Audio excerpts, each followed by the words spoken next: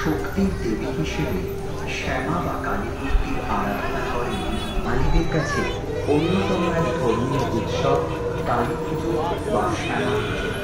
এই পুজো আনন্দ উৎসব, আতশবাজির উৎসব।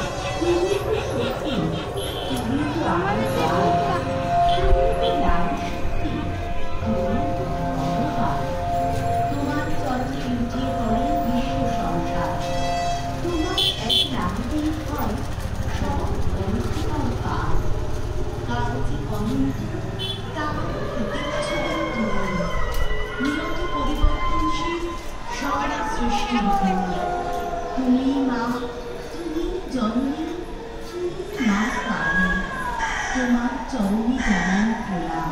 পৌরাণিক কাহিনী অনুযায়ী